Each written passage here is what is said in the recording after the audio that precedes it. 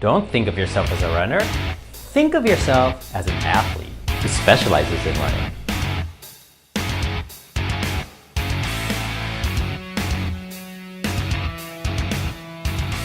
Hi everyone, welcome back to Running Otaku. I am the Running Otaku. This is episode 14, strength training. So you see, we runners run a lot every day, right? And we're really working our leg muscles and of course our heart muscles, but that's about it. I think in order to get really good, you need to work your whole body. And so that's why this episode I'm going to talk a little bit about strength training and doing all the little things for everything else besides just your leg muscles and your heart. I think the proper strength training should be done probably 2 times a week. And I have to admit something to you. I do not do it 2 times a week. I think lately I've been doing it closer to once every 2 weeks, and that's a problem. So I'm going to rededicate myself to making sure that I do the strength training twice a week, and I'll report next week whether or not I held up to my end of the bargain. So we'll see. So where should you strength train? Well, I definitely do not recommend going to a gym. Why? Because you'll love it for the first 3 weeks, you'll live with it for the first 6 weeks, and then you'll just stop going because it's too much of a pain. But you'll keep paying probably for 6 months or a year, so don't do it.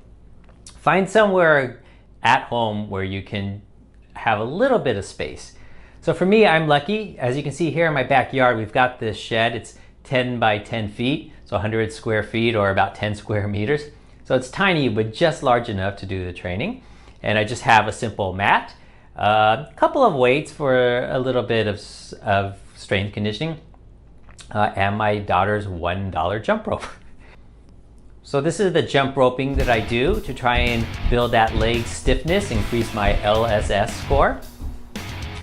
And I do a little bit of weight training, nothing too heavy, but I like to work some of the muscles of the upper body, especially my back. And I do a lot of core training, really focusing here because the central part of your body is really the most neglected part, I think, and really important in running because if you don't have a strong core, you might be going from side to side. And especially after the first 30 minutes or the first hour or so, your form is probably going to be deteriorating, and the leading cause of that is just having that weak core. So I do planks, forward planks, and I do side planks, and I do sit-ups,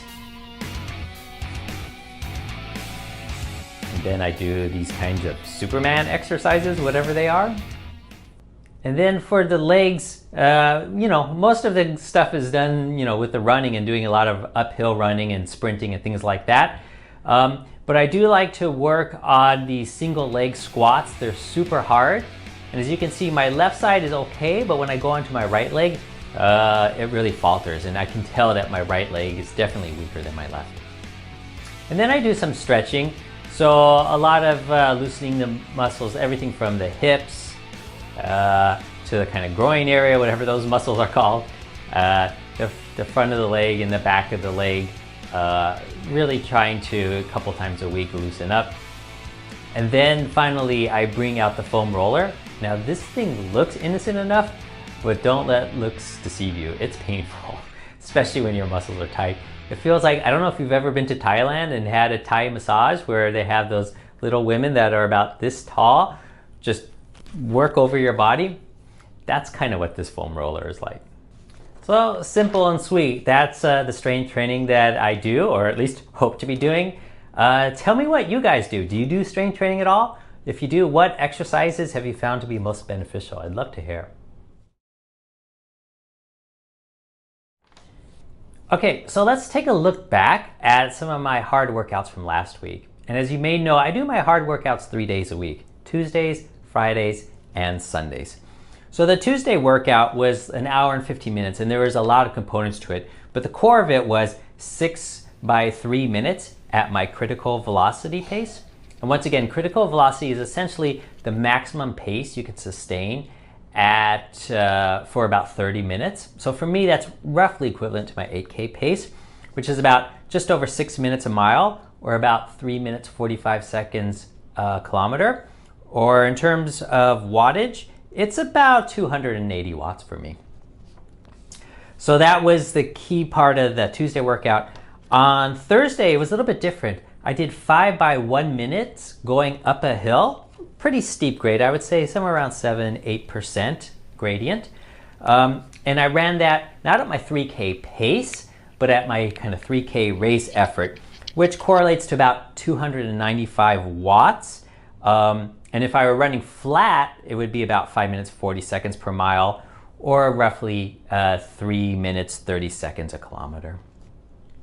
And then finally, on Sunday, that's my long run day, I ran 2 hours and 10 minutes at kind of an easy to moderate pace. So for me, that's just about 8 minutes a mile or 5 minutes a kilometer.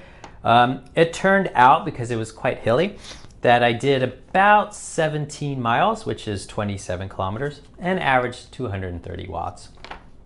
So that was last week, and I continue to feel really good, right? I'm running every day, and it's not a problem because I'm talking about my hard workouts, but the other 4 days a week are easy runs where I'm running at slower than 5 minutes a kilometer or 8 minutes a mile, right? More than 2.5 minutes slower than what my 5K pace would be in terms of miles, or a minute and a half slower than my 5K pace in terms of kilometers. So nice and easy, and that's the key. But even in those easy runs, I will have maybe 5 or 10 repeats of striders at like my 800 meter effort or my 1500 meter effort. So always throwing in a little bit of there for speed and working the muscles a little bit and form, but it's not really cardiovascular conditioning. If we go to the book here and look in terms of RSS, so for this week, the week of January 14th, or actually last week, I did about, my RSS score was 472 or so. So a little bit down from last week, even though I actually ran 15 minutes further. So I did, instead of 8 hours, I ran 8 hours and 15 minutes. And my miles were probably about the same, about 58, 59 miles. So probably about 95 kilometers for each of those weeks. But this week, or the week that I just completed, was a little bit easier than the previous week. And that's why this RSS score is a little bit lower. So that just goes to show you that you can't just go by time or by mileage to see how hard you ran that week. It's all about intensity. And for this week, the intensity was a little bit less than the week before. And for the upcoming week, it looks like it's been notched up again. So we'll see what my RSS score is at the end of this upcoming week. What do I have next week? Well, it's going to be a tough week. So it starts off on Tuesday with a 4 mile, which is 6.5 kilometers, threshold tempo run. And the threshold pace is about, I would say, my 5K pace plus 25 seconds per mile. So that's probably 15 to 20 seconds per kilometer above my 5K pace. So for me, that's going to be roughly 6 minutes, 10 seconds a mile, or 3 minutes, 50 seconds a kilometer. Just continuous effort there. And then, let's see, on Friday next week, wow, this one looks tough. 18 by 1 minute at my 1500 meter effort with only 30 seconds rest in between. So for me, that means that I'm going to be running at 310 watts or 5 minutes, 10 seconds a mile, which translates to 3 minutes, 13 seconds per kilometer. So 18 of those, each for 1 minute with a 30-second rest in between. I think I've done a similar workout at 16 by 1, but it may have been a little bit slower, and now I've got 2 more at a faster pace. So we'll see if I can do that one. And then my long run on Friday ekes up just slightly. So the last few weeks I've been running 2 hours, 10 minutes, and this time 2 hours, 15 minutes. And again, at that kind of easy, moderate pace, 5 minutes a kilometer, 8 minutes a mile type of pace. And also, on each of the hard days, I'm doing double workouts, which means I'm running a second time later that evening. But each of those doubles are really easy. They're only 15 to 20 minutes at as easy a pace as I want. Just nice and easy, kind of flush out the legs a little bit and get some recovery going so I can get into the next cycle. So that means that I'm running 7 days a week, 10 times a week.